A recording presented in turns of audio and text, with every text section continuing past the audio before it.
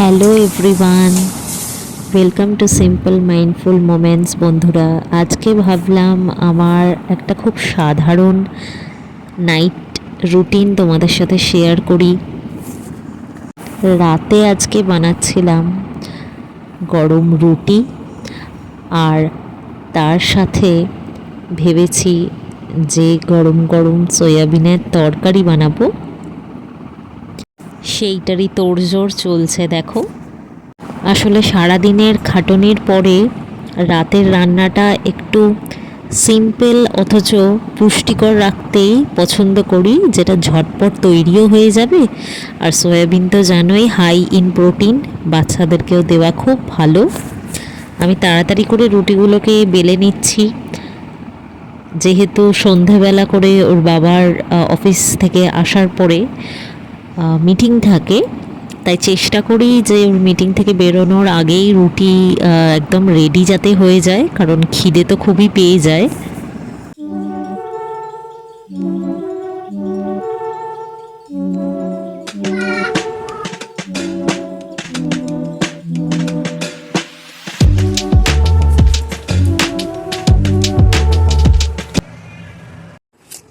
ব্যাস, রান্না তো কমপ্লিট, ওদিকে দেখলে রুটি ভাজাও কমপ্লিট। এখন খুব তাড়াতাড়ি করে সালাদটা কেটে নিচ্ছি। কিছুই না, খালি পেঁয়াজ আর শসা দিয়ে সালাদটা কাটবো।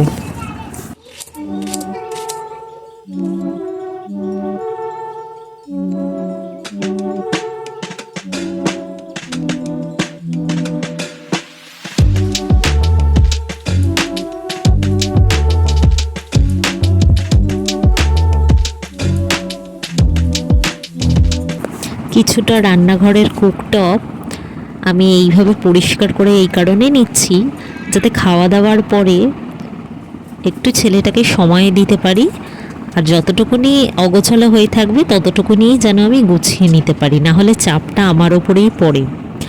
আর একবার যদি গুগলের ঘুম পেয়ে যায়, ও তো আর থাকে না, আমাকে প্রচণ্ড মানে বিরক্ত করে। দেখো, কিছুটা গুছিয়ে হাজব্যান্ডকে খেতে দিয়ে দিয়েছি, তার পাশে পাশে ঠিক করেছি যে গুগলেরও খাবারটা ততক্ষণ নিয়ে চলে আসবো। যতক্ষণ না আনছি ততক্ষণ ওর বাবাকে এরমই করে যায়, বাবা শশা দাও, বাবা এই দাও, বাবা ওই দাও। ওর বাবাও ওর সাথে ওরমভাবে মানে ওকে প্রোভাইড করতে থাকে। এবার পাশাপাশি ওকেও খাইয়ে নিচ্ছি। খাওয়া হয়ে যাওয়ার পরে আমার খাওয়া মানে সাইমালটেনিয়াসলি খাচ্ছিলাম, ওকেও খাওয়াচ্ছিলাম, আমি নিজেও খাচ্ছিলাম, যাতে সময়টা এর মধ্যেই ম্যানেজ হয়ে যায়। এরপর দেখো, কিচেন ভর্তি বাসন, আমি সবটা ক্লিন করে শোয়ার প্ল্যানিংয়েই থাকি, যাতে পরের দিন সকালবেলাটা ঝকঝকে ফ্রেশ রান্নাঘর পাই আবার দিনটাকে শুরু করার জন্য। আসলে আমার হাউস হেল্প 3 দিনের জন্য ছুটি নিয়েছে, তাই সেইভাবেই কাজটাকে আমায় প্ল্যান করতে হচ্ছে, যাতে একার ওপর চাপ না পড়ে। আর দেখলে পরিষ্কার হয়ে গেল রান্নাঘরের কুকটপ। এরপর রাতের কিছু রিচুয়াল থাকে, যেমন ধরো এই গরমের মধ্যে মৌরি, মিছরি এবং উড়ত্ত কড়াইয়ের জল ভিজিয়ে আমি এটাকে রেফ্রিজারেটরে করে দিই, আর সকাল সকাল বার করে তার সাথে আরেকটু জল মিশিয়ে নিই, যাতে খুব ঠান্ডা না থাকে। আর 5 থেকে 6টা আলমন্ডস আমি এখানে ভিজিয়ে নিই পরের দিন সকালবেলার জন্য। এরপর চলে এসেছি বেডরুমে। বেডটা ভালো করে গুছিয়ে নেওয়া সত্ত্বেও সেই তো গুগল কথা শুনবে না, ও গাড়ি নিয়ে উঠে পড়েছে, আমি এখন গাড়ি চালাবো। রাতে কে যে এরম করে বলো তোমরা। যাই হোক, তাও ঠিক করলাম লাইটটা ডিম করে দিই, তাহলে এর ফলে কী হবে, ও শুয়েও পড়তে পারবে। চলো বন্ধুরা, আজকের মতন ভিডিওটা এত অবধি রাখলাম। যদি ভালো লাগে প্লিজ সাবস্ক্রাইব করো। তোমাদের নাইট রুটিন অবশ্যই কমেন্ট করে জানিও। বাই।